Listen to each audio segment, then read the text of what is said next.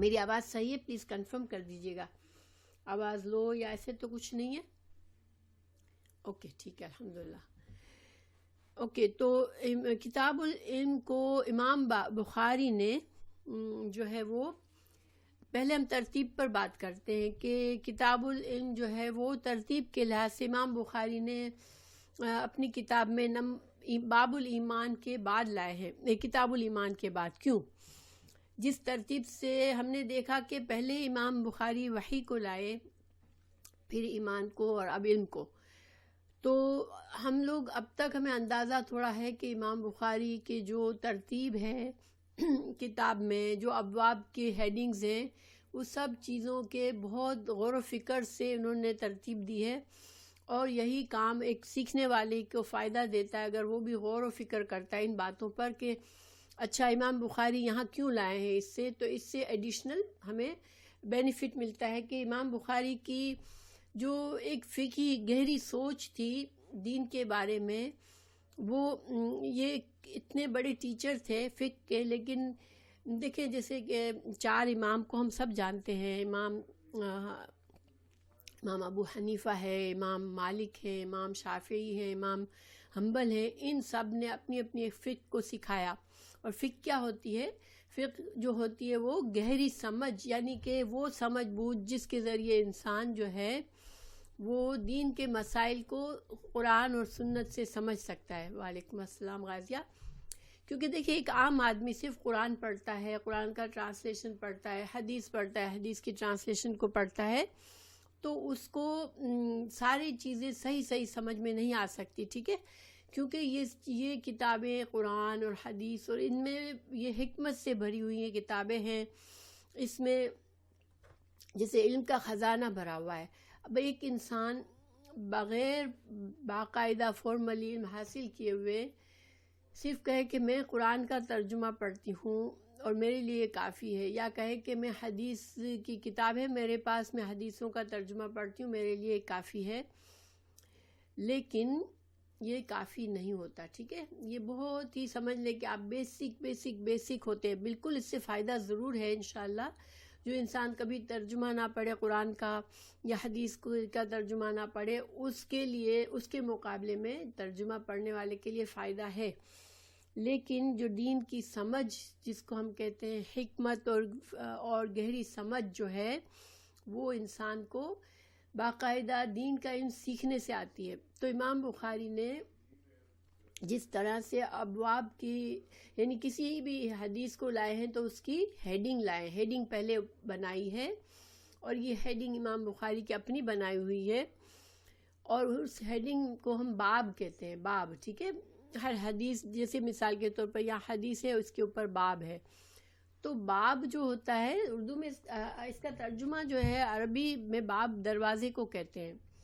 تو گویا کہ یہ امام بخاری اپنی طرف سے ایک دروازہ بنا دیتے ہیں ہمارے لیے. اب دیکھیں آپ غور کریں کہ ایک آپ کو ایک بہت سارے کمرے ہیں، کہیں جانا ہے اور کسی خاص آفس میں جانا ہے، تو اس کے اوپر اگر تختی لگی ہوئی نہیں ہوگی کہ فلاں آفس ہے، سب دروازے ایک جیسے ہوں گے، تو آپ کو شاید بہت سارے دروازے کھولنے پڑے، پھر جا کے آپ کو آپ کے صحیح روم میں آپ پہنچ سکتے ہیں. اسی طرح امام بخاری کے ابواب کا یہ معاملہ ہے کہ جب ہم باب کو پڑھتے ہیں تو رائٹ اوے ہمیں ایک ٹاپکس ذہن میں آ جاتا ہے کہ اچھا یہ جو آگے حدیث ہمیں پڑھنی ہے یہ اس ٹاپک کے بارے میں، ہمیں اس ٹاپک پر علم حاصل ہوگا اس حدیث کو پڑھنے سے.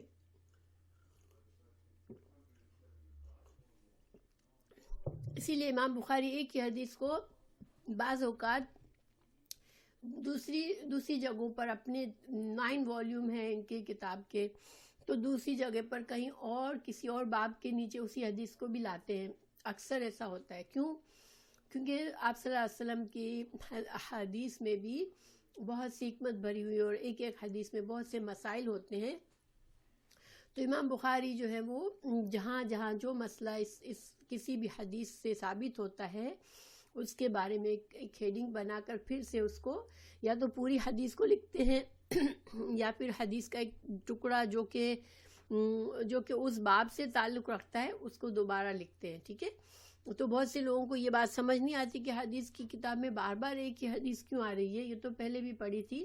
تو اس کا مقصد یہ ہوتا ہے کہ امام بخاری نے باب باندھے ہوئے ہوتے ہیں، اور اس باب میں مسائل کے ہمیں ٹاپک دیا ہوا ہوتا ہے کہ اس باب کے نیچے جو حدیث آ رہی ہے اس میں آپ کو یہ مسئلہ ملے گا، ٹھیک ہے۔ تو اب جس طرح امام بخاری کی یہ ابواب بندی سے لوگ علماء اس بات کو سے امیز ہو جاتے ہیں کہ امام بخاری کی بہت گہری سمجھ تھی، اسی طرح امام بخاری نے اپنی کتاب میں پہلے وحی کو ڈالا۔ اب وحی جو ہے اس کو اگر ہم سمجھیں گے جبھی تو انسان کو پتہ چلے گا نا کہ اللہ تعالیٰ نے اپنے بندوں کی ہدایت کے لیے آسمان سے وحی نازل فرمائی اپنے انبیاء پر، اور فرشتے، اللہ کے فرشتے وحی لے کر آئے۔ جب یہ انسان کو پتہ چل جائے گا تو پھر انسان کو ایمان کی کتاب میں امام بخاری پھر ایمان کی کتاب لے آئے۔ وعلیکم السلام۔ ایمان کی کتاب میں پھر امام بخاری نے ہمیں بتایا کہ ایمان کیا ہے، ایمان کے لیے ہمیں کیا چیز، ایمان کہاں پر ہوتا ہے؟ ہمارے دل میں ایمان ہوتا ہے، لیکن کیا صرف دل کا ایمان کافی ہے؟ تو پھر امام بخاری نے ہمیں سمجھایا کہ ایمان جو ہے وہ دل کے اندر یقین، زبان سے اقرار، اور پھر عمل سے جو نیک اعمال اللہ نے بتائے وہ کر کے ہم اپنے ایمان کی تصدیق دیتے ہیں کہ یا اللہ میں مانتا ہوں، میں ایمان رکھتا ہوں، اسی لیے میں ہر وہ کام کرنے کی کوشش کرتا ہوں جو آپ نے مجھے کرنے کو کہا۔ تو پھر ایمان میں امام بخاری نے ہمیں یہ بھی بہت زیادہ اسٹریس کر کے سمجھایا کہ ایمان ایک ایسی چیز ہے کہ جو کبھی کم ہو جاتی ہے، کبھی بڑھ جاتی ہے، اور ایمان کے کم اور بڑھنے کا تعلق جو ہے وہ ہمارے اعمال سے ہوتا ہے۔ جب ہم نیک اعمال کرتے ہیں، بہت ہی ہمارے اندر اخلاص کے ساتھ جب ہم دین کے نیک اعمال کرتے ہیں تو ہمارا ایمان بڑھتا ہے، اور جب ہم اعمال کو چھوڑ دیتے ہیں تو ہمارا ایمان جو ہے وہ کمزور ہوتا چلا جاتا ہے، یہاں تک کہ بالکل ہی ناقص ہو جاتا ہے، بہت زیادہ کمزور ہو جاتا ہے۔ تو گویا جس طرح ہمارے جسم کو غذا سے طاقت ملتی ہے، اسی طرح ہمارے ایمان کو ہمارے اعمال سے طاقت ملتی ہے۔ اور اعمال کون سے؟ وہ اعمال جو اللہ تعالیٰ نے ہمیں کرنے کو کہے ہیں۔ تو اب ہمیں اللہ سبحانہ تعالیٰ نے اعمال بتائے ہیں تو وہ ہمیں کیسے پتہ چلے گا؟ جیسے مثال کے طور پر نماز پڑھنی ہے تو کیسے نماز پڑھیں، نماز کی کیا کیا شرائط ہیں، نماز میں کیا چیزیں ضروری ہے، کیا چیزیں نماز میں نہیں کرنے کی ہے، نماز کے اوقات کیا ہے، نماز کے پڑھنے کا طریقہ کیا ہے، یہ سب ہمیں کہاں سے آئے گا؟ جب تک ہم علم نہیں حاصل کریں گے تو پھر کیا ہے کہ ایمان آ گیا دل میں، ہم نے ایمان کا یقین کر لیا، ہم نے زبان سے بھی کہہ دیا لا الہ الا اللہ محمد رسول اللہ، تو اب ہمارے اگلی اسٹیپ کیا ہوگی کہ ہم علم حاصل کریں گے کہ اچھا تو اب میں ایمان تو ہے میرے پاس، اب میں اس ایمان کا کیا کروں، اس ایمان پر مجھے ہاں بالکل، تو مجھے اس ایمان کا فائدہ یا نقصان کیا ہے، میرے اس ایمان کو کون سی چیزیں فائدہ دیں گی، میرے اس ایمان کو کون سی چیزیں نقصان میں ڈال دیں گی۔ تو یہ پھر اس کے لیے ہمیں نیکسٹ اسٹیپ کیا ہے؟ علم ہے۔ اسی وجہ سے امام بخاری نے ہمیں اسی طرح ہمیں لے کر چل رہے ہیں، جیسے ایک چھوٹے بچے کو پہلے ایک چیز سکھائی، ایک قدم سکھایا، پھر دوسرا قدم، پھر تیسرا، تو اسی طرح وہ امام بخاری ہماری ہاتھ پکڑ کر جیسے ہمیں اب کتاب العلم میں لے کر آ رہے ہیں، ٹھیک ہے۔ اچھا، تو اب علم کا باب انشاءاللہ یہ بات کلیئر ہوگی آپ کو کہ امام بخاری کی ترتیب کیا ہے کتاب میں اور کیوں ہے۔ اب جو ہے ہم اس باب کو دیکھتے ہیں۔ پہلا باب جو ہے امام بخاری نے کیا باندھا ہے کہ باب فضلی، یہ میں نے کئی بار بتایا ہے کہ جب اس طرح سے آتا ہے، ایک تو کبھی آتا ہے بابن اور کبھی ہوتا ہے بابو، اور پھر بابو جب ہوتا ہے تو نیکسٹ ورڈ کے لاسٹ حرف پر کسرہ ہوتا ہے، تو کچھ لوگوں کو پتہ ہوگا کہ اس کا کیا مطلب ہوتا ہے، اور جب باب پر تنوین ہوتی ہے تو اس کا کیا مطلب ہے۔ صرف آپ میں سے کسی کو پتہ ہو تو 1 ٹائپ کر دے، بس ایکسپلین میں دوبارہ کرتی ہوں، لیکن کسی کو یاد آ رہا ہے کہ ایسا کیوں ہوتا ہے تو ماشاءاللہ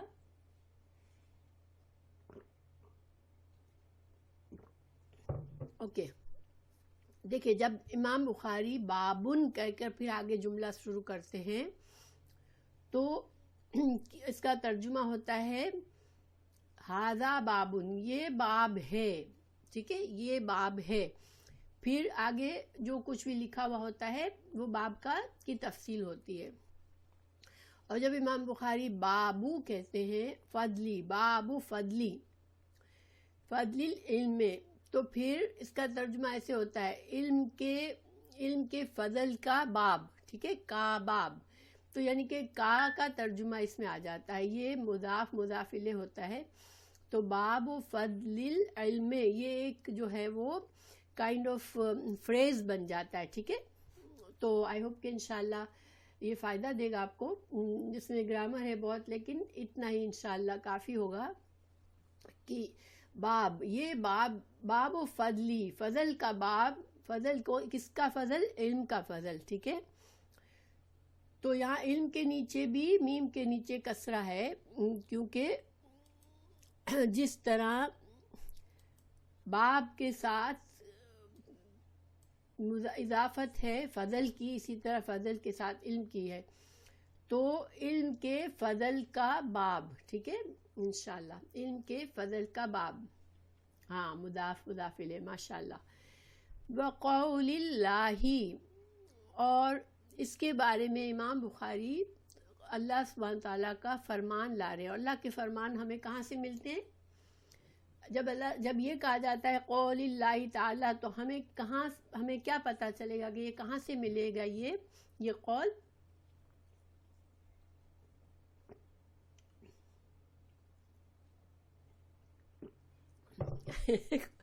قرآن سے ملے گا، کیونکہ اللہ سبحانہ تعالیٰ کا کلام ہے قرآن. میرے گلے میں کچھ اٹکا. اللہ سبحانہ تعالیٰ کا کلام ہے قرآن، ٹھیک ہے. تو جب بھی امام بخاری اس طرح کہتے ہیں قول اللہ عز و جل، تو ہمیں پتہ ہوتا ہے کہ امام بخاری آگے قرآن کی کوئی آیات لائیں گے. تو اللہ سبحانہ تعالیٰ نے یعنی امام بخاری ہمیں یہ بتا رہے ہیں کہ علم کے فضل کے بارے میں اللہ تعالیٰ نے کیا قول کہا ہے، اللہ تعالیٰ نے کیا بات کہی ہے.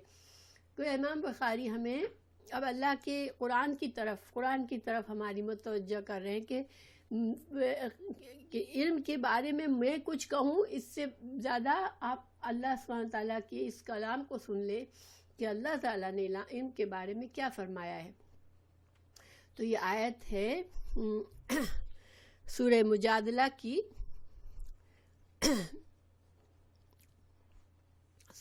11 سورہ مجادلہ 11 آیت ہے، ٹھیک ہے، آیت نمبر 11.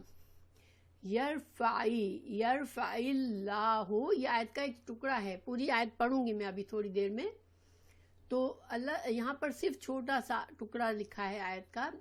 اللہ سبحانہ تعالیٰ رفع کا مطلب ہوتا ہے بلند. رفعت ہم اردو میں کہتے ہیں نا، رفعت اس کا مطلب ہوتا ہے بلندی.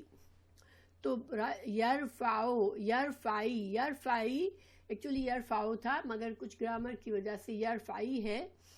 تو بلند کرتا ہے. رفع یا کا مطلب وہ ہوتا ہے اللہ سبحانہ تعالیٰ بلند کرتا ہے الذین، اس شخص کو، آمنو، جو ایمان لے آئے، ٹھیک ہے، تم میں سے، منکم، تم میں سے.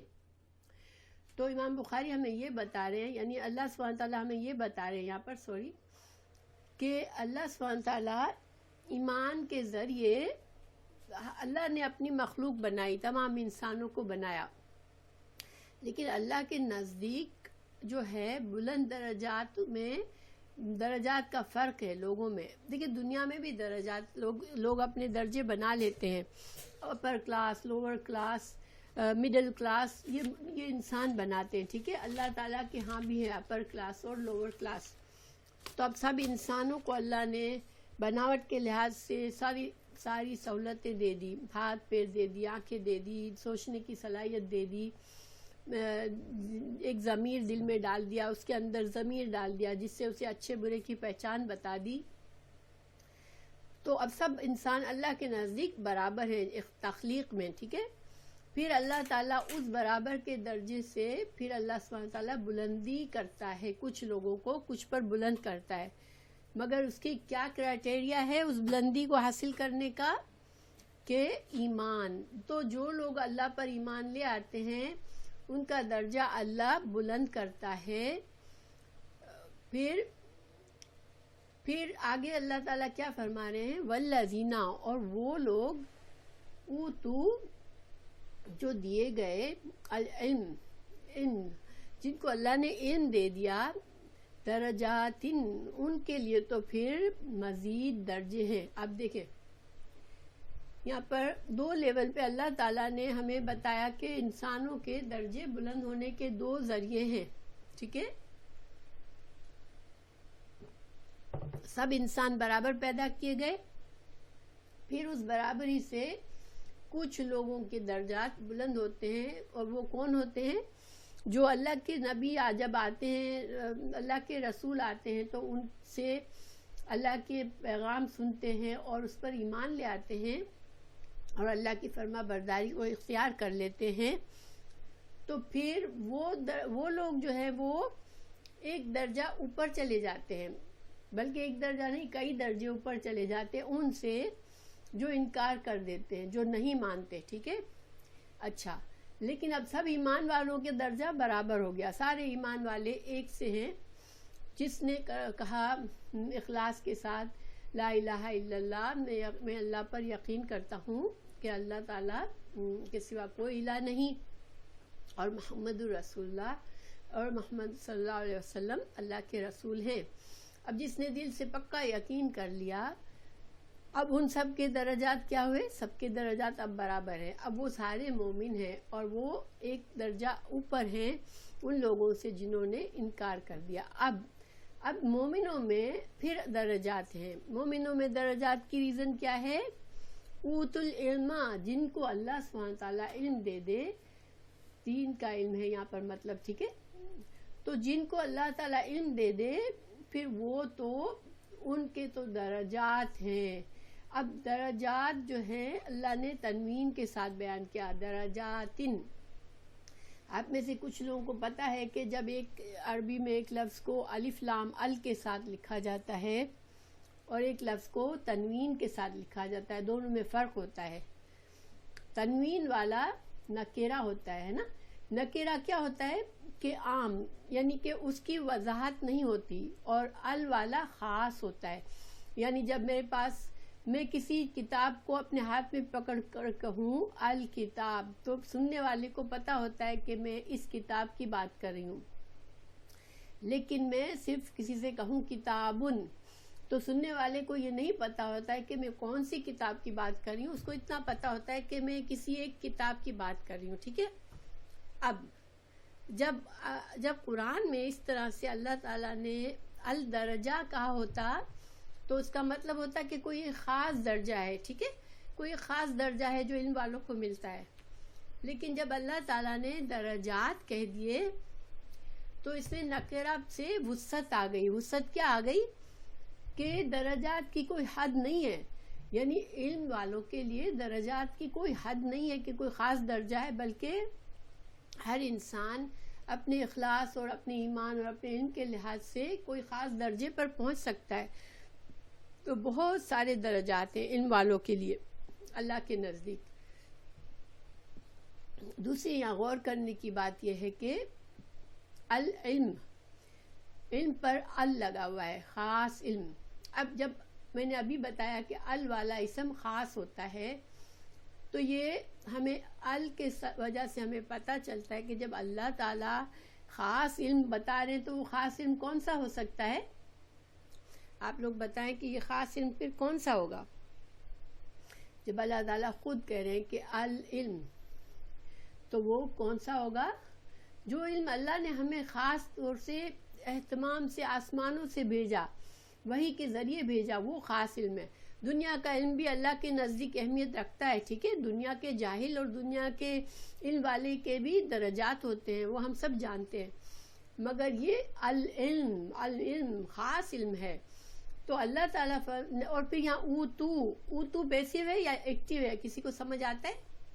اوتو دیے گئے،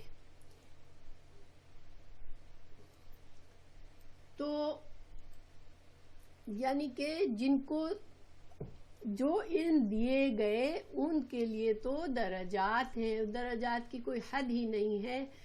تو اب علم تو دیکھیں خود انسان پڑھ کر حاصل کرتا ہے، خود محنت کر کے حاصل کرتا ہے۔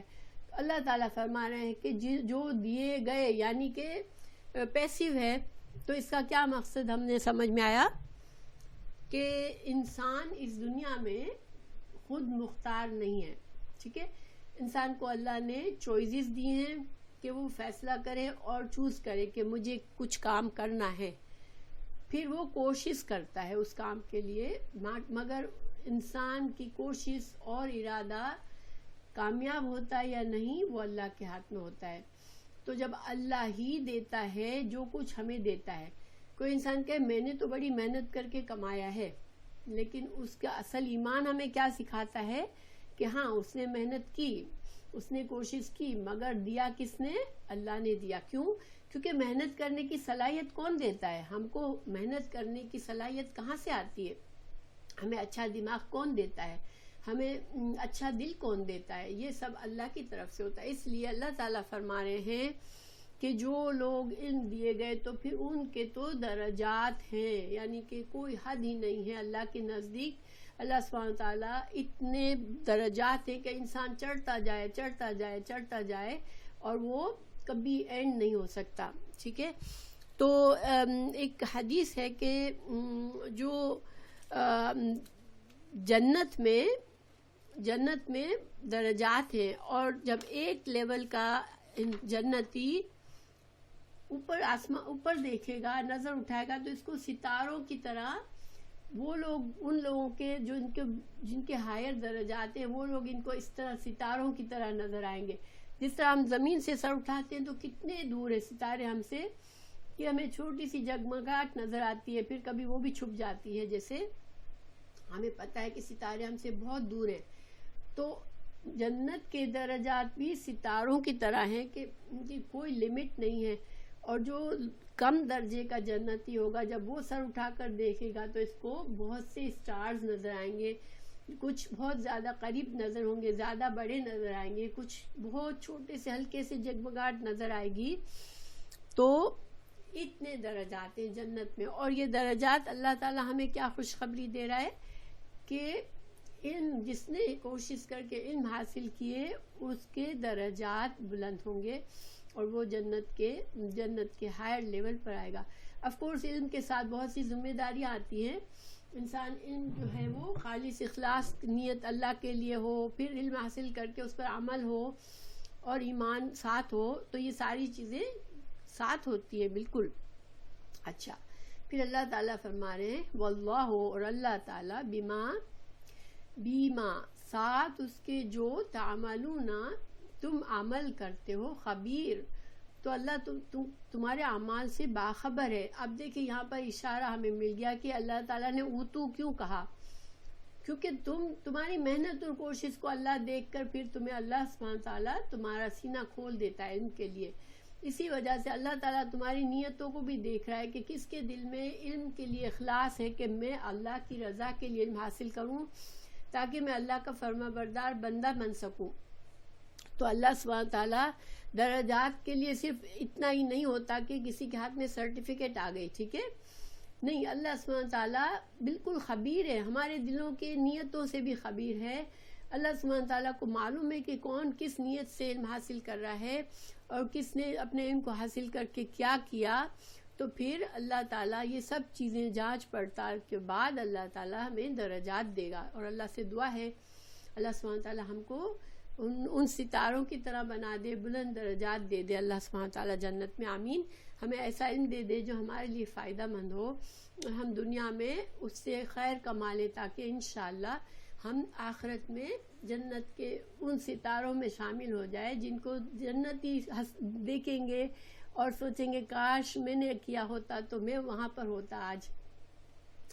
لیکن دیکھیں یہ جو ہے نا انسان کی پہلی بات ایمان انسان کا صحیح ہو، اور صحیح سے مطلب یہ ہے کہ ایمان تصدیق چاہتا ہے، انسان کی نیت کا اخلاص چاہتا ہے، ایمان دل کی تڑپ چاہتا ہے کہ میرا اللہ ہی میرا مالک ہے، وہی میرا رب ہے، وہی میرے سب چیزیں مجھے دینے والا ہے. تو میرا پورا اخلاص میرے اللہ کے لیے ہو، پھر وہ اللہ کی رضا کے لیے، اللہ کے دین کو سمجھنے کے لیے علم حاصل کرے اور اس میں اخلاص کرے کہ میں علم حاصل کر کے خود بھی عمل کروں گا اور دوسروں کو بھی سکھاؤں گا انشاءاللہ. تو یہ ساری چیزیں انشاءاللہ ہیلپ فل ہے ہمارے لیے. اچھا، اب امام بخاری نے اس باب میں اس آیت کے ٹکڑے کو ڈال کے دیکھیں اب علم کی فضیلت، علم کیا ہے وہ سوچنے کے لیے کتنی ساری ہمارے پاس آلریڈی ہمارے پاس نالج آ گئی نا. تو امام بخاری نے صرف ایک آیت کا ٹکڑا ڈال کے یہ ہمارے لیے ایک پورا سمندر کھول دیا کہ اچھا تو علم جو ہے یہ وہ چیز ہے جس سے اللہ تعالیٰ بلند درجات دیتا ہے.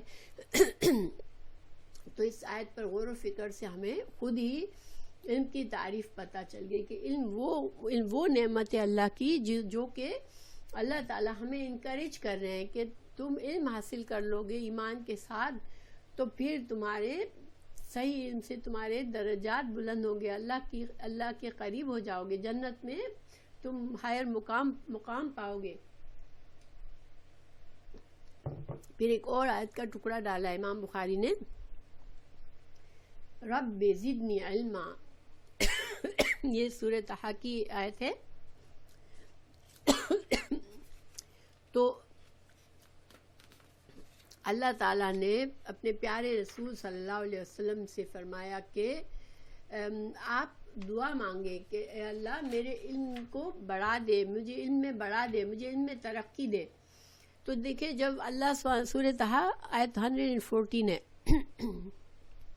تو جس نعمت کی دعا مانگنا کے لیے خود اللہ تعالیٰ ہمیں سکھائے، ٹھیک ہے، انسان اللہ سے مسلسل مانگتا رہتا ہے، اللہ مجھے یہ چاہیے، اللہ مجھے وہ چاہیے، اللہ مجھے اس چیز کی ضرورت ہے، کیونکہ اللہ ہی ہمارا رب ہے، ہم جانتے ہیں اللہ ہی ہمیں دے گا. تو جس چیز کی دعا خود اللہ نے سکھائی کہ نہیں یہ ضرور مانگنا، تم چاہے کچھ بھی مانگو لیکن اللہ سے علم ضرور مانگنا، تو پھر وہ چیز کتنی خاص ہوگی. جس طرح سے اللہ نے ہمیں ہدایت کی دعا سکھائی سورہ فاتحہ میں کہ اہدنا الصراط المستقیم، یا اللہ ہمیں سیدھے راستے کی ہدایت دے دے. تو ہدایت بہت ہی اہم چیز ہے جس کی اللہ تعالیٰ نے قرآن کے شروع میں ہمیں سکھا دیا کہ تم کو ہدایت مانگنی ہے اللہ سے، چاہے تم دنیا کے 1000 نعمتیں مانگو، ساری نعمتیں مانگو اللہ دے گا، مگر ہدایت مانگنا نہیں بھولنا. اسی طرح اللہ تعالیٰ ہمیں یہ فرما رہے ہیں اپنے نبی صلی اللہ علیہ وسلم کے ذریعے کہ علم کی دعا مانگنا نہیں بھولنا، کیونکہ یہ بہت فضیلت والی چیز ہے، اس سے جنت کے درجات ملیں گے. تو امام بخاری اس کتاب میں دیکھیں باب کے نیچے کوئی حدیث نہیں لائے، یہاں پر بس باب ختم کر دیا امام بخاری نے، باب نمبر 1، نیچے نیا باب شروع کر دیا. تو اس کا کیا مطلب ہوا، یہاں پر حدیث کیوں نہیں لائے امام بخاری؟ تو دیکھیں امام بخاری نے بہت سی جگہوں پر اپنی کتاب میں ایسے کیا ہے کہ صرف ہیڈنگ لائے ہیں اور کوئی حدیث نہیں لائے، ٹھیک ہے، اور اس کے بارے میں ہمیں غور کرنے کے لیے چھوڑ دیا ہے کہ تم غور کر لو کہ میں نے حدیث کیوں نہیں ڈالی یہاں پر. تو علماء نے اس پر غور و فکر کیا ہے. تو میں آپ کو بتاتی ہوں کہ کیا بات سوچی ہے علماء نے. نمبر 1، امام بخاری نے علم کی فضیلت ثابت کرنے کے لیے اللہ تعالیٰ کے فرمان کو ہی کافی سمجھا کہ جب اللہ سبحانہ تعالیٰ جو کائنات کا بنانے والا ہے، جو ہر چیز کا مالک ہے، جس کا علم ہر چیز پر حاوی ہے، جب اللہ سبحانہ تعالیٰ ایک چیز کی فضیلت کو خود بیان کر رہا ہے تو پھر انسان کی کیا حیثیت ہے کہ وہ پھر مزید اس کو واضح کرے. اللہ کا فرمان آ گیا اور انسان کو سمجھ آ گئی کہ یہ علم کی کیا حیثیت ہے، کیا اہمیت ہے. دوسری وجہ علماء یہ بتاتے ہیں کہ امام بخاری کے کتاب میں انہوں نے بہت سخت کنڈیشنز رکھی تھی. کسی بھی حدیث کو وہ صحیح احادیث ہیں ساری، مگر صحیح میں بھی سپیریئر کوالٹی کی صحیح احادیث کو لائے ہیں، اور بہت سخت قسم کی کنڈیشن سے اس حدیث کو چیک کرنے کے بعد کسی حدیث کو اپروو کیا ہے اپنی کتاب میں لکھنے کے لیے.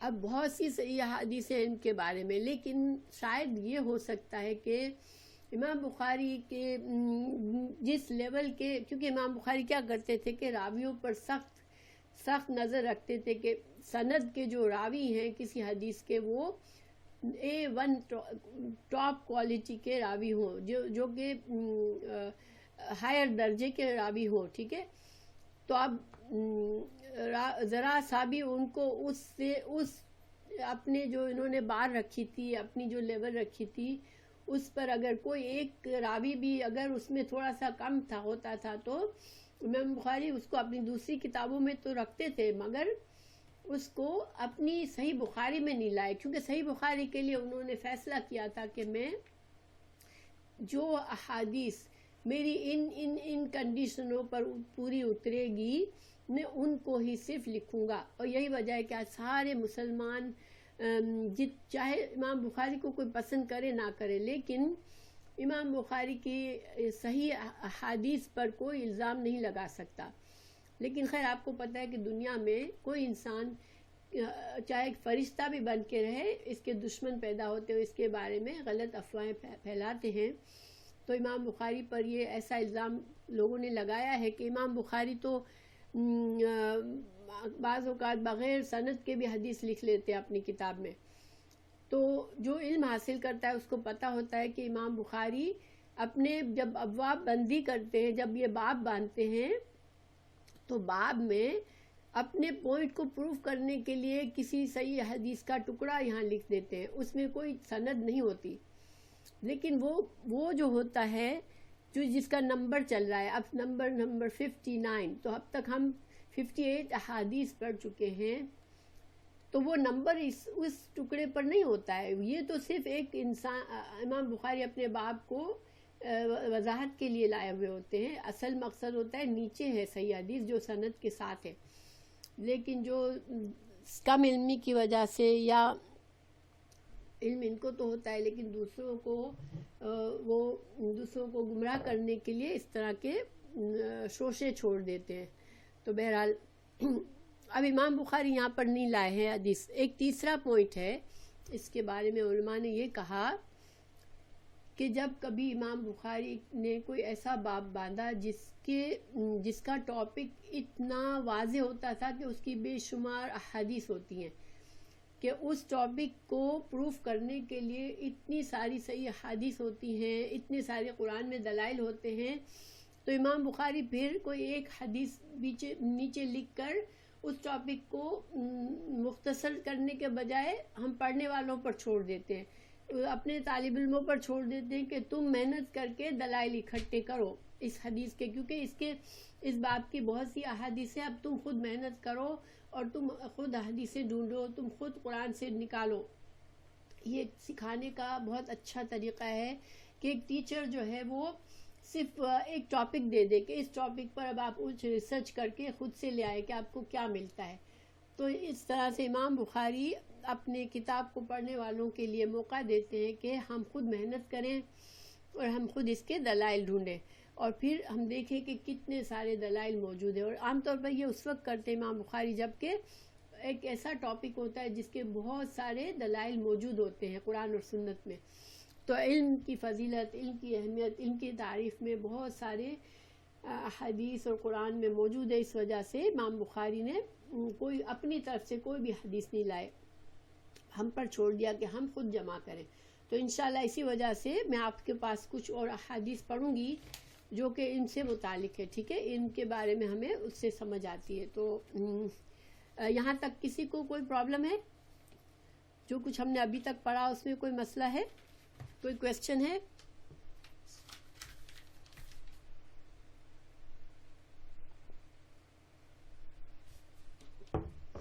ٹھیک ہے، تو اب سب سے پہلی بات دیکھیں، اللہ سبحانہ تعالیٰ نے جب حضرت آدم علیہ السلام کو بنایا، ابھی جنت میں ہی تھے، دنیا میں آئے بھی نہیں تھے، تو اللہ تعالیٰ نے ہمیں بتایا سورہ بقرہ آیت 31 میں وَعَلَّمَ آدَمَ الْأَسْمَاءَ كُلَّهَا، اللہ تعالیٰ نے آدم علیہ السلام کو سارے نام سکھا دیے۔ اور یہ نام کیا تھے؟ یہ اللہ تعالیٰ نے اس دنیا میں جو انسان کے فائدے اور ضرورت کی چیزیں رکھی تھی ان سب کے بارے میں علم عطا کر دیا حضرت آدم علیہ السلام کو۔ تو صرف نام ہی نہیں، جیسے مثال کے طور پر لوہا ہے، تو لوہے کو انسان کس طرح استعمال کرے گا، اس سے کیا فائدے حاصل کرے گا، اس کو کہاں سے ڈھونڈے گا، یہ سب حضرت آدم علیہ السلام کو سکھا دیے۔ اسی طرح سونا ہے، اسی طرح کوئی سبزی ہے، کوئی ہر چیز کے بارے میں علم جو ہے، جو دنیا میں زندگی گزارنی تھی اب حضرت آدم علیہ السلام کو، تو دنیا کی چیزوں کا علم سکھایا۔ پھر اس علم کے بنا پر سجدہ کرنے کا حکم دیا فرشتوں کو۔ فرشتوں سے کہا اب تم بتاؤ مجھے یہ سارا علم، تم مجھے ان ساری چیزوں کے نام بتاؤ۔ فرشتوں نے کہا یا اللہ ہمیں تو کوئی علم نہیں ہے، آپ نے ہمیں جن چیزوں کا علم سکھایا ہمیں صرف وہی علم ہے، تو آپ نے ہمیں یہ علم تو سکھایا ہی نہیں ہے۔ تو حضرت آدم علیہ السلام سے اللہ نے فرمایا تم بتاؤ علم۔ حضرت آدم علیہ السلام نے سارا بتا دیا، تو فرشتوں سے اللہ نے کہا کہ اب تم سجدہ کرو حضرت آدم علیہ السلام کو۔ گویا حضرت آدم علیہ السلام کو تعظیمی سجدہ کرایا گیا فرشتوں سے، کیونکہ اللہ نے یہ ثابت کیا فرشتوں پر کہ اس انسان کو میں نے وہ علم دیا ہے جو تم کو نہیں دیا۔ اچھا، یہاں تو خیر دنیا کی چیزوں کا علم تھا، لیکن چونکہ دنیا کی ضرورت تھی اس وقت، ٹھیک ہے، لیکن پھر دوسری جگہ دیکھیں المجادلہ میں وَالَّذِينَ أُوتُوا الْعِلْمَ دَرَجَاتٍ، وہ لوگ جو علم دیے گئے ان کے درجات تو اور بھی بلند ہیں، یہ ترجمہ ہے۔ پھر اللہ تعالیٰ نے جو پہلی وحی نازل فرمائی رسول اللہ صلی اللہ علیہ وسلم پر، اقرأ بسم ربک الذی خلق خلق الانسان من علق اقرأ وربک الاکرم الذی علم بالقلم علم الانسان ما لم یعلم، تو پڑھیے اپنے رب کے نام سے جس نے پیدا کیا انسان کو، جمے ہوئے خون سے پیدا کیا، پڑھیے، اور وہ آپ کا رب بڑا کریم ہے جس نے قلم کے ذریعے علم سکھایا اور انسان کو وہ سکھایا جو وہ جانتا نہ تھا۔ اب دیکھیں پہلی وحی نازل ہو رہی ہے قرآن کی، اور اس میں اللہ تعالیٰ کون سی چیز کی فضیلت کو واضح فرما رہا ہے کہ علم، اللہ نے علم سکھایا انسان کو۔ تو مقصد کیا تھا کہ اللہ سبحانہ تعالیٰ ہمیں سمجھا رہے ہیں کہ اللہ نے بہت سی مخلوق بنائی ہے دنیا میں، مگر اللہ نے جو علم حاصل کرنے کی صلاحیت انسان کو دی ہے، جو ایکسپریس کرنے کی صلاحیت انسان کو دی ہے، جو علم سے فائدہ اٹھانے کی صلاحیت انسان کو دی ہے، وہ کسی اور مخلوق کو نہیں دی ہے، اور اسی وجہ سے انسان کو اللہ نے بڑی تکریم دی ہے، اللہ نے عزت دی ہے۔ پھر سورہ صحیح مسلم کی حدیث ہے طلب العلم فریضۃ علی کل مسلم، طلب علم کا حاصل کرنا، علم کی طلب رکھنا ہر مسلمان پر فرض ہے۔ یہ یہاں پر کون سا علم ہے؟ یہ علم ہے جو یہاں پر دنیا کا علم بھی ہو سکتا ہے، لیکن ساتھ ساتھ قرآنی علم مین چیز ہے کہ اتنا قرآنی علم جس کے ذریعے انسان جو ہے وہ انسان اپنا مقصد حیات کو سمجھ سکے۔ تو دیکھیں اگر انسان کبھی علم نہیں حاصل کرتا، اس دنیا میں پیدا ہوتا ہے، پھر وہ اپنے لیے روزی کماتا ہے کچھ بھی کر کے، اور پھر وہ کھاتا پیتا ہے، اپنی نسل بڑھاتا ہے، اور پھر وقت پر مر جاتا ہے، تو وہ اس انسان کی زندگی اور ایک جانور، جنگل کے جانور کی زندگی میں کیا فرق ہے؟ جانور بھی تو یہ سب کچھ کر کے جاتے ہیں نا، جانور بھی پیدا ہوتے ہیں، پھر اپنا گھر بناتے ہیں، بچے پیدا کرتے ہیں، پھر جب بوڑھے ہو جاتے ہیں یا کوئی حادثہ ہوتا ہے مر جاتے ہیں، تو اس انسان میں اور جانور کی زندگی میں کیا فرق ہے؟ صرف علم کا فرق ہے جو کہ انسان کو جانور کے لیول سے سپیریئر کر دیتا ہے اور وہ اشرف المخلوق بنتا ہے۔ تو اور یہاں پر فرض ہر مسلمان پر فرض ہے، یہ کوئی معمولی بات نہیں ہے کہ تم اگر مسلمان ہو تو تم پر فرض ہے کہ علم حاصل کرو. اور دیکھیے علم جو ہے نا، یہ نہیں ہوتا کہ میرے ماں باپ نماز پڑھتے تھے تو میں بھی نماز پڑھتا ہوں، میرے ماں باپ قرآن پڑھتے تھے، مجھے عربی میں پڑھنا سکھا دیا تو میں بھی پڑھتا ہوں. نہیں، جب انسان میچور ہوتا ہے، چاہے اس کے ماں باپ نے اس کو پراپر دین علم کا سکھا سکے یا نہیں، انسان کی اپنی ذمہ داری ہو جاتی ہے کہ ایز اے طالب علم دین کو سیکھے، قرآن کو سیکھے، حدیث کو سیکھے، کہ وہ اللہ سبحانہ تعالیٰ کی پہچان کر سکے اس کو. کیونکہ اللہ تعالیٰ نے فرمایا زمر 9 میں هل يستوي الذين يعلمون والذين لا يعلمون، ان سے پوچھو کہ جاننے والے اور نہ جاننے والوں میں، یا علم رکھنے والے اور نہ علم رکھنے والوں میں کیا دونوں برابر ہوتے ہیں؟ اور ظاہری بات ہے کہ ہم خود جانتے ہیں، ہماری عقل ہمیں بتاتی ہے کہ ایک علم رکھنے والا انسان اور ایک جاہل میں فرق ہوتا ہے. اور دنیا اور آخرت دونوں اعتبار سے دونوں کے درجات میں بڑا فرق ہوتا ہے. یعنی یہاں دیکھیں دنیاوی علم سے بھی انسان کے درجات بلند ہوتے ہیں، تو لیکن صرف دنیاوی علم کافی نہیں ہے، کیونکہ ہماری زندگی صرف دنیا کی حد تک نہیں ہے، ہمیں آخرت کا علم بھی ضروری ہے، اور آخرت کا علم ہمیں وہی سے آئے گا. ورنہ ہم نے صرف ایک مختصر سی دنیا کی زندگی کا علم حاصل کر لیا، یہاں پر فائدے اٹھا لیے، لیکن پھر ہمارے آخرت کا کیا ہوگا؟ تو پھر اللہ قرآن اور حدیث میں بہت سی دعائیں سکھائی گئی علم کے لیے، کہ علم کی دعا مانگو. اگر علم کی حیثیت، علم کی فضیلت ہمیں پتہ چلتی ہے کہ جس چیز کو مانگنے کے لیے ہمیں اتنا سکھایا گیا ہے کہ مانگو مانگو مانگو، ہمیں کیوں نہیں سکھایا کہ مال کو مانگو، ہمیں نہیں سکھایا خوبصورتی کو مانگو، ہمیں نہیں سکھایا کہ اچھا گھر مانگو، اچھی جاب مانگو. ہم مانگتے ہیں خود سے، ٹھیک ہے مانگتے ہیں اس لیے کہ ہمیں اجازت ہے مانگنے کی، مگر جس چیز پر ہمیں زور دیا گیا کہ تم یہ مانگو اللہ سے، وہ کیا چیز ہے؟ دیکھیں سورہ طٰہٰ 25-28 میں رب اشرح لی صدری ویسر لی امری واحلل عقدۃ من لسانی یفقہوا قولی. یا اللہ میرا سینہ کھول دے اور میرے لیے کام کو آسان کر دے، اور میری زبان کی گرہ کو کھول دے. اور زبان کی گرہ کھولنے سے مطلب یہی ہے کہ لوگ میری بات کو سمجھ لیں، یعنی کہ میں اتنے علم کے ساتھ بات کروں کہ لوگ میری بات کو سمجھ پائیں. ٹھیک ہے. پھر رب زدنی علما سورہ طٰہٰ میں نمبر 4 میں. پھر بخاری اور مسلم کی حدیث اللہم فقہنی فی الدین، یا اللہ مجھے دین میں گہری سمجھ عطا کر. اور گہری سمجھ کیسے آئے گی؟ علم سے آئے گی نا.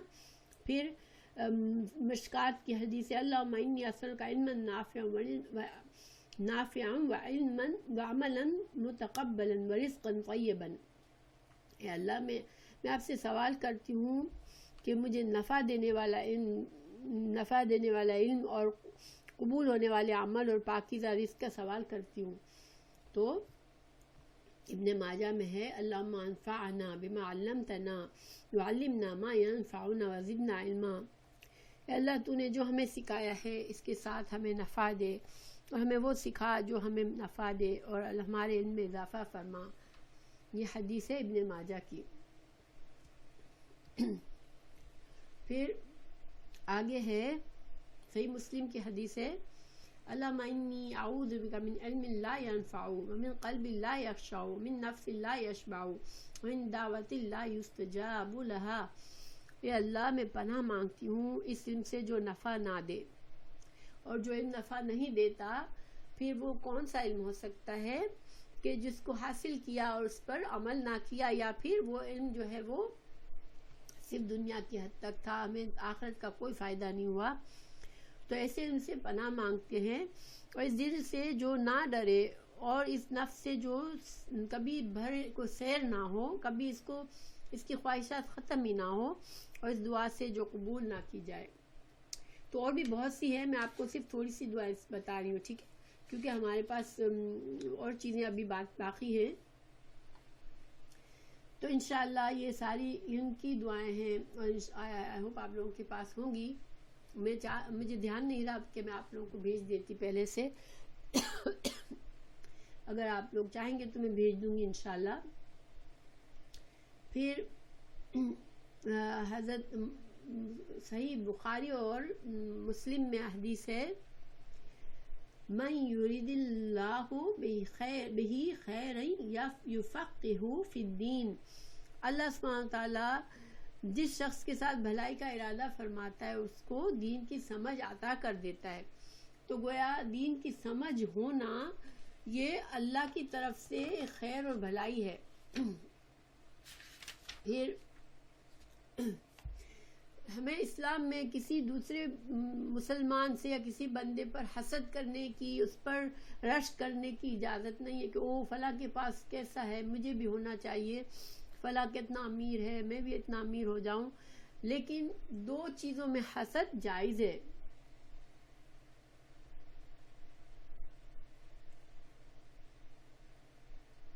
ہاں ماشاءاللہ، خیر کی دعا ہے نا،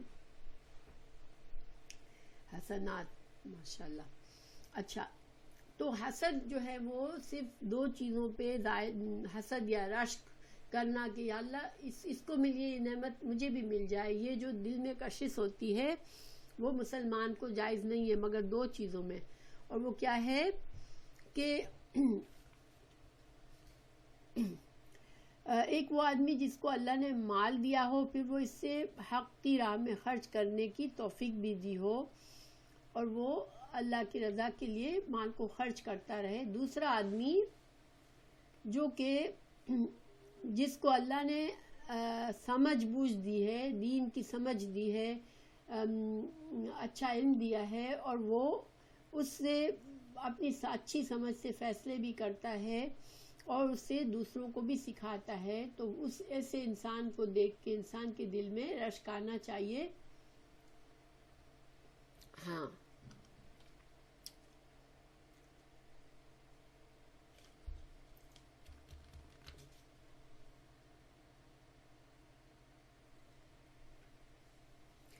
ماشاءاللہ آپ لوگوں نے اچھی اچھی باتیں لکھی ہے. تو اور پھر آگے ایک لمبی حدیث ہے، میں اس کو ابھی چھوڑ کے میں پہلے دوسری چیزیں بتاتی ہوں. جو شخص علم کی تلاش کے لیے کسی راستے پر چلے تو اللہ تعالیٰ اس کے لیے جنت کی طرف جانے کا راستہ آسان فرما دیتا ہے. یہ صحیح مسلم کی حدیث ہے کہ جو انسان علم کے راستے پر چلتا ہے کہ وہ علم حاصل کرے تو اس کے لیے جنت کا راستہ آسان فرما دیتا ہے. اب آپ لوگ کہیں گے ہم لوگ تو گھر میں بیٹھ کے پڑھتے ہیں، ہم تو علم کے راستے پر نہیں چل رہے. نہیں، ہم بھی علم کے راستے پر چل رہے ہیں الحمدللہ. ہم بعض اوقات کمپیوٹر کے اور جو فرسٹریشن سے گزرتے ہیں اور پھر بھی ہم صبر سے محنت کرتے ہیں اور ظاہری بات ہے ہم اپنا وقت نکالتے ہیں. تو انشاءاللہ ہم بھی جب ہم دین کے حاصل کر رہے ہیں تو ہماری ساری ایفرٹ کاؤنٹ ہوتی ہے اور ہم جنت کے راستے پر، اللہ تعالیٰ انشاءاللہ ہمارے لیے جنت کا راستہ آسان فرما دے گا. اللہ سے دعا ہے کہ اللہ سبحانہ تعالیٰ ہمارے لیے جنت کا راستہ آسان کر دے. کیونکہ آپ کو پتہ ہے جنت جو ہے وہ مشکلات سے ڈھکی ہوئی ہے، جنت کا راستہ بڑی مشکلات سے ڈھکا ہوا ہے اور جہنم کا راستہ بہت سی آسانیوں سے سجایا ہوا ہے. تو ظاہری بات ہے جہاں انسان کی نیچر ہے اس کو آسانی نظر آئے گی، اس طرف جانا آسان ہوتا ہے. لیکن اللہ تعالیٰ جو بندہ دین کے حاصل کر رہا ہوتا ہے اس کے لیے اللہ جنت کا راستہ آسان کر دیتا ہے. سبحان اللہ. اللہ سبحانہ تعالیٰ ہمیں یہ نعمت عطا کر دے. پھر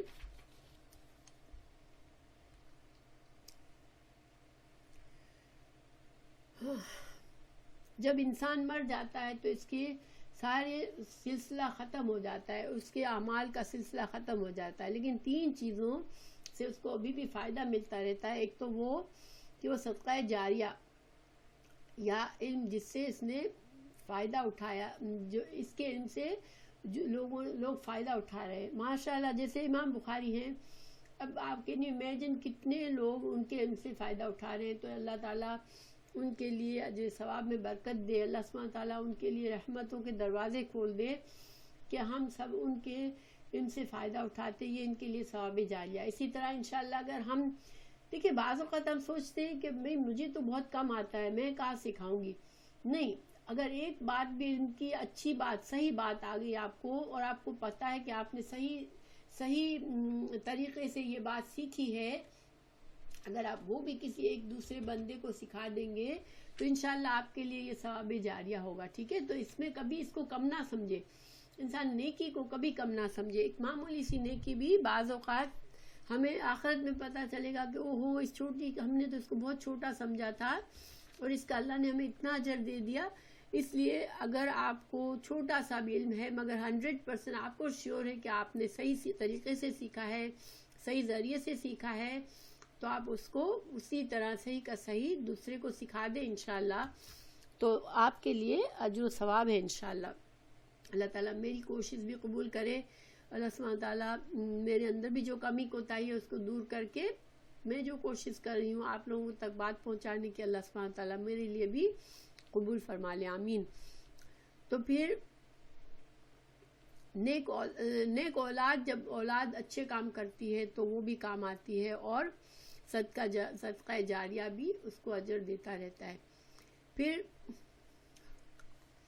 ایک اور حدیث ہے، یہ ہے صحیح مسلم کی حدیث ہے کہ دنیا ملعون ہے. رسول اللہ صلی اللہ علیہ وسلم نے فرمایا دنیا ملعون ہے اور جو کچھ اس میں ہے وہ بھی ملعون ہے. ملعون کا پتہ مطلب سمجھ میں آتا ہے آپ لوگوں کو؟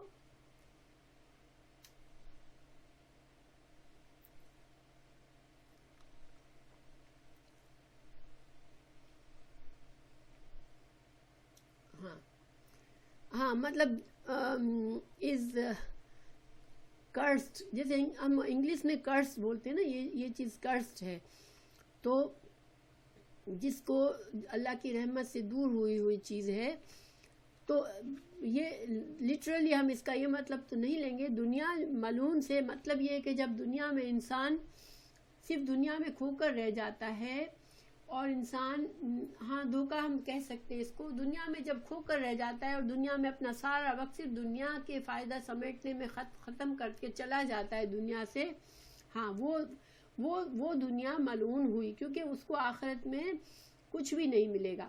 لیکن جو انسان تھوڑا بھی نیکی کر کے جائے گا اس کی دنیا ملعون نہیں ہے انشاءاللہ. لیکن مطلب یہاں یہی ہے کہ جو آخر کار جو کام آنے والی چیز ہے وہ کیا ہے؟ وہ علم سیکھنے والا اور علم سکھانے والا. تو دو لوگوں کو اس سے مستثنیٰ کیا ہے کہ جو، دیکھیں یہ اللہ کی رحمت ہے کہ مثال کے طور پر انسان بعض اوقات بہت محنت کرتا ہے کہ میں حفظ کر لوں، میں یہ کر لوں، میں یہ علم حاصل کر لوں، لیکن یا تو اس کے اندر ایبیلٹی کم ہوتی ہے یا اس کے حالات اس کو اجازت نہیں دیتے، مگر اس کی جو تڑپ اور کوشش ہوتی ہے تو وہ اس کے لیے کافی ہو جاتی ہے، چاہے اس کو وہ علم ملے یا نہ ملے. تو ہمیشہ یہ یاد رکھیں کہ نیت رکھیں اور کوشش کریں. ٹھیک ہے، پھر آپ پہلے سے انسان اگر ہاتھ پر ہاتھ رکھ دے کہ نہیں میری لائف مجھے اجازت نہیں دیتی، میں کوشش بھی کرنے کے قابل نہیں ہوں، یہ طریقہ غلط ہے. انسان فوراً سے کوئی بھی اچھائی کا دروازہ کھلے فوراً سے نیت کر لے کہ ہاں اللہ تعالیٰ نے یہ رحمت میرے دروازے پہ بھیجی ہے. مثال کے طور پر اگر آپ کو کوئی دعوت دیتا ہے علم کی بات سیکھنے کی، تو جلدی سے دروازہ نہ بند کرے یہ سوچ کر کہ میں کہاں، میرے ایسے حالات کہاں ہیں ابھی کہ میں ٹائم نکال سکوں، یہ وہ نہیں. دروازہ کھلا رکھے. انشاءاللہ اگر پوری رحمت نہ آئی تو تھوڑی سی تو آ جائے گی نا، کہ ہاں ٹھیک ہے میں انشاءاللہ یہ اللہ تعالیٰ نے میرے لیے ایک رحمت کا پیغام بھیجا ہے تو میں اس کو قبول کرتی ہوں اور میں کوشش کروں گی. کیونکہ یہ اللہ کی طرف سے رحمت ہوتی ہے کہ آپ کے لیے کوئی دروازہ کھلے. ٹھیک ہے، تو جب بھی دروازہ کھلے تو جلدی سے منع نہ کر دے، جلدی سے بند نہ کر دے اس دروازے کو. پھر دوسری حدیث ترمذی کی کہ جو ان کے طلب میں نکلتا ہے وہ اللہ کی راہ میں شمار ہوتا ہے یہاں تک کہ وہ واپس نہ لوٹے. تو جیسے انسان جہاد پر نکلا ہوا ہوتا ہے، ایسے ہی انسان جب ان کے معاملے میں سفر کر رہا ہوتا ہے تو وہ جہاد پر اس کو اتنا اجر مل رہا ہوتا ہے جیسے وہ جہاد کے لیے نکلا ہے. پھر رسول اللہ صلی اللہ علیہ وسلم نے فرمایا مومن بھلائی سے ہرگز سیر نہیں ہوتا یہاں تک کہ وہ اپنے آخری انجام جنت میں پہنچ جائے. اور بھلائی کیا ہے؟ دین کا علم سیکھنا اور سکھانا. پھر ایک اور حدیث ہے، آخری حدیث ہے اس ٹاپک پر، اور بہت سی ہے مگر میں انشاءاللہ یہ یہاں پر اکتفا کروں گی کہ یہ حدیث ہے ترمذی کی کہ حضرت ابو درداء رضی اللہ عنہ سے روایت ہے کہ نبی صلی اللہ علیہ وسلم نے فرمایا، جو شخص ایسے راستے پر چلے جس میں وہ دین کا علم تلاش کرے تو اللہ تعالیٰ اس کے لیے جنت کی طرف راستہ آسان کر دیتا ہے، اور فرشتے طالب علم کے لیے اور اس کے اس عمل سے خوش ہو کر اپنے پر بچھا دیتے ہیں اس کے لیے، اور عالم کے لیے آسمان اور زمین کی ہر چیز حتیٰ کہ مچھلیاں پانی میں مغفرت کی دعا کرتی ہیں، اور عالم کی فضیلت عابد پر ایسے ہے جیسے چاند کی فضیلت سب ستاروں پر ہے، اور علماء انبیاء کے وارث ہیں، علماء جو ہیں وہ انبیاء کے وارث ہیں، اور انبیاء اپنے ورثے میں دینار اور درہم نہیں چھوڑتے، وہ تو علم دین کے ہی ورثے میں چھوڑتے ہیں، پس جس نے وہ علم حاصل کیا اس نے ایک حصہ، بڑا حصہ فضل و کرم میں سے حاصل کر لیا۔ اس میں بہت سے فائدے ہیں، تھوڑا سا ہم غور کر لیتے ہیں۔ سب سے پہلے جو اس راستے پر دین کو تلاش کرنے کی کوشش کرتا ہے، جس راستے پہ چلتا ہے، اللہ تعالیٰ اس کے لیے جنت کا راستہ آسان کر دیتا ہے، وہ دوسری حدیث میں بھی ہم نے پڑھا تھا۔ اور جنت کا راستہ آسان کرنے کا کیا مطلب ہے کہ اللہ تعالیٰ، دیکھیں ہمارے دین میں بہت سے ہمیں کام کرنے کو سکھائے گئے ہیں، ہمیں ہمارا صبح سے شام تک ہمارا جو وقت ہے، اگر اللہ سبحانہ تعالیٰ چاہے ہمارے اس وقت میں برکت ڈال دے اور ہمارے اس پورے دن میں ہم ایک ایک کام جو بھی کر رہے ہیں وہ عبادت بن جائے۔ وہ کیسے عبادت بن سکتا ہے کہ دیکھیں دنیا کے کام تو ضروری ہوتے ہیں نا، انسان کو اپنا، جیسے اگر ہم ایک عورت اٹھتی ہے اس کو اپنا گھر کی صفائی کا خیال رکھنا ہوتا ہے، اس کو اپنے کھانے پینے کا خیال رکھنا ہوتا ہے، بچے چھوٹے ہیں تو ان کی تربیت اور ان کا ٹیک کیئر کرنا ہوتا ہے۔ اب اس سارے میں سے اگر انسان کچھ وقت ملتا ہے تو اپنے لیے کچھ عبادات کے کام کرتا ہے، تو دیکھیں جب انسان کے پاس علم ہوتا ہے نا تو انسان نیت کرتا ہے ہر کام میں، یا اللہ میں اس گھر کو صاف رکھ رہی ہوں کیونکہ اس سے میرے گھر والوں کو راحت ملے گی، ان کی صحت اچھی ہوگی، اور تجھے صفائی پسند ہے، ٹھیک ہے، پھر انسان صفائی کرے۔ اسی طرح کھانا بنانے لگے تو دعا کرے، یا اللہ میں کھانا بنا رہی ہوں تاکہ میرے اور میری فیملی کے سب کی غذا کی ضرورت پوری ہو اور ہم صحت عافیت کے ساتھ ہوں اور ہم تیری عبادت کر سکیں انشاءاللہ، تو اس میں کھانا پکانا بھی عبادت بن گیا۔ اسی طرح ہم ہر کام، ایک آدمی گھر سے کمانے کے لیے نکلے، سوچے یا اللہ میں حلال رزق کی تلاش میں نکلا ہوں تاکہ میں اپنے بیوی بچوں کی اور اپنی ضروریات کو پورا کروں۔ اب یہ ساری چیز کیا ہوئی؟ یہ عبادت ہو گئی، انسان کا پورا دن ثواب، اجر و ثواب سے بھر گیا۔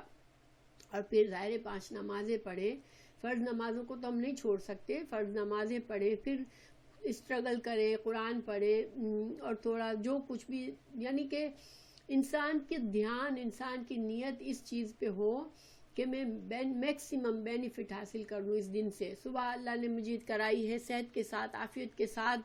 بہت سے لوگ اس دنیا میں صبح ہوتی ہی نہیں ہے، ان کی رات میں ہی مر جاتے ہیں۔ بہت سے لوگ صبح اٹھتے ہیں بیماری کی حالت میں اٹھتے ہیں، ان کو ہمت ہی نہیں ہوتی کچھ کرنے کی۔ اگر ہمیں صحت عافیت کے ساتھ اٹھایا اللہ نے، پھر ہمیں اللہ نے اتنا رزق دیا کہ ہم اپنا اٹھ کے ناشتہ کر سکتے ہیں، ہمارے گھر میں اتنا کھانا ہے، ہم سکون سے کھا سکتے ہیں، ہمیں یہ فکر نہیں ہے کہ ہم اب اٹھیں گے تو کھائیں گے کہاں سے۔ تو اتنی نعمتیں اگر ہیں، پھر انسان سوچے میں اپنے اس دن کو بہترین سے بہترین کروں، اور سارا دن ذہن میں یہ رکھے کہ میرا اللہ مجھے دیکھ رہا ہے۔ پھر چاہے دنیا کے ہر کام آپ کر لیں، اپنے کسی دوست سے فون بھی کر لیں، دن میں یہ سوچے کہ انشاءاللہ ہم کوئی نہ کوئی خیر کی بات کریں گے۔ میں اپنی دوستوں سے اللہ کی خاطر محبت کرتی ہوں، میں ان سے بات کر کے میں اپنی ذہنی پازیٹیوٹی حاصل کروں گی، میں ان کو کوئی اچھی بات بتاؤں گی، اور ہم کوئی غلط بات نہیں کریں گے، غاسپ نہیں کریں گے۔ اس کانشیس سے آپ کسی دوست سے فون بھی کر لیں، وہ بھی عبادت ہو گئی، کیونکہ دو انسان اللہ کی محبت کے لیے صرف سفر کر کے ملتے ہیں تو وہ بھی اللہ اس پر بھی خوش ہو جاتا ہے کہ یہ دونوں انسان اس لیے ایک دوسرے کی طرف محبت فیل کرتے ہیں کہ دونوں جانتے ہیں کہ یہ اللہ سے محبت کرنے والے لوگ ہیں اور اس محبت کو تازہ ہوتی ہے. میں اپنے اس دوست سے ملتی ہوں تو میری محبت اللہ سے بھی تازہ ہوتی ہے. تو ہمارا یہ دوست سے ملنا بھی, یہ سوشلائزنگ بھی ہمارے لیے عبادت ہو جائے گی انشاءاللہ. تو دیکھیں اللہ تعالیٰ نے, بعض لوگ سمجھتے ہیں مجھے دنیا کا بھی تو کرنا ہے, میں کیا کروں, مجھے دنیا اور دین کا دونوں کا کرنا ہے. تو ہم نے کیا کیا ہوا ہے, اپنی دنیا کو اپنی دین سے الگ کر کے رکھا ہے. یہ میرا دین یہ ہے کہ میں نمازیں پڑھوں تو یہ میرا دین ہو گیا, میں نے روزہ رکھ لیا میرا دین ہو گیا.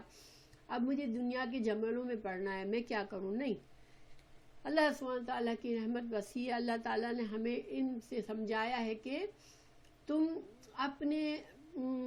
اپنا دھیان اللہ کی طرف رکھو, اور سارا دن تم چاہے دنیا کی مصروفیت میں گزار دو, مگر آپ کو دل میں خواہش ہونی چاہیے مجھے تھوڑا سا وقت ملے گا, میں اللہ سے باتیں کروں گی بیٹھ کے, میں انشاءاللہ تسبیح کروں گی. اور جب کوئی ایسا کام ہاتھ پیر سے کریں, تھوڑی سی تسبیح کر لیں انشاءاللہ, تو آپ کے ویسے بھی ذہن میں سے منفی خیالات دور ہو جائیں گے اور اللہ کی طرف دھیان چلا جائے گا.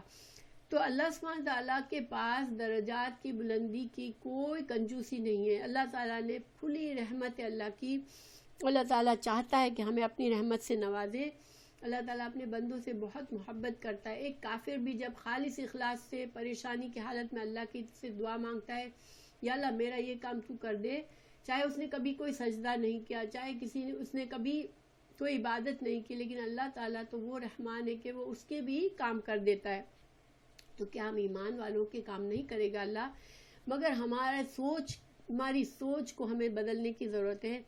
ہمیں اپنے دین اور دنیا کو الگ کرنے کی ضرورت نہیں ہے, ہماری دنیا کو ہمارے دین کے اندر ڈال دینے کی ضرورت ہے انشاءاللہ. پھر ہم دنیا بھی انجوائے کریں اور آخرت بھی انجوائے کریں گے انشاءاللہ. اللہ تعالیٰ نے کبھی ہمیں منع نہیں کیا کہ اچھے گھروں میں رہو, اچھے کھانے کھاؤ, اچھے کپڑے پہنو. نہیں, اللہ نے ہمارے لیے نعمتیں بنائی ہیں, لیکن ہماری سوچ میں ہونا چاہیے, اللہ سے معرفت ہونی چاہیے, ہمیں اللہ کا اویئرنیس ہونی چاہیے. اللہ تعالیٰ نے قرآن میں فرمایا کہ جو علماء ہوتے ہیں وہی اللہ سے خشوع کرتے ہیں, اللہ کا ڈر انہی کو سب سے زیادہ ہوتا ہے. کیوں ایسا ہوتا ہے؟ کیوں علماء انما یخشی اللہ من عبادہ علماء, بے شک اللہ سے اس کے وہی بندے ڈرتے ہیں جو علم رکھتے ہیں. تو کیوں ایسا ہوتا ہے؟ کیونکہ ایک بندہ جس کے پاس اللہ کا علم ہے, اس کو اللہ کی معرفت ہے کہ اللہ کون سی ذات ہے, اللہ کی کیا صفات ہے, اللہ تعالیٰ کا مجھ سے کیا تعلق ہے, اللہ مجھ سے کتنی محبت کرتا ہے, اللہ تعالیٰ کتنا بے چینی سے میری عبادت کے لیے پسند کرتا ہے کہ میں ایک قدم چلتی ہوں, اللہ تعالیٰ میں ایک انگلی بڑھاتی ہوں, اللہ تعالیٰ پورا ہاتھ بڑھاتا ہے میری طرف. تو یہ علم ہمیں آئے گا تبھی تو ہم اپنی دنیا کو, ہمارے دل میں اللہ کا خشوع پیدا ہوگی, اللہ کی محبت اور اللہ کی خشیت جو ہوتی ہے وہ ایسا خوف ہوتا ہے جو کہ محبت بھی ہوتی ہے اس میں. ٹھیک ہے, خشیت اور خوف میں فرق ہے. اللہ سے انسان کو خشیت رکھنی چاہیے, کیونکہ ہمیں خشیت کیا ہے کہ یہ احساس ہے کہ اللہ مجھے ہر لمحہ دیکھ رہا ہے, اللہ میرے دل کی ہر سوچ کو سمجھ رہا ہے. تو پھر اگر کوئی انسان, اگر دیکھیں کوئی سامنے ہمارے بیٹھا ہے, ہر وقت ہمیں دیکھ رہا ہے, اور کوئی بھی نہیں ہے ہمارے آدمی سامنے, تو ہمارے بیہیویئر میں فرق ہوتا ہے یا نہیں؟ کوئی ایک بندہ بھی ہمارے سامنے ہوتا ہے موجود, تو ہمارے بیہیویئر میں فرق ہوتا ہے. جب ہمیں یہ احساس ہوگا کہ میرا اللہ تو مجھے ہر لمحہ دیکھ رہا ہے, اللہ کے فرشتے میرا ہر عمل لکھ رہے ہیں, میرا ہر قول لکھ رہے ہیں, میری آنکھوں کی جو میں جنبش دیتی ہوں, آنکھوں سے اشارہ کرتی ہوں, تو وہ بھی میرے فرشتے میں لکھ رہے ہیں کہ میں کس طرح سے, میرے اشارے کا کیا مقصد ہے. تو پھر جب یہ علم آئے گا ہمیں, جب ہی ہمارے دل میں صحیح طرح سے اللہ کی محبت اور خشیت ہوگی. اور انشاءاللہ اللہ تعالیٰ نے کئی دفعہ بتایا کہ لا یستوی الاعمی والبصیر, کہ اندھا اور دیکھنے والے دونوں برابر نہیں ہوتے.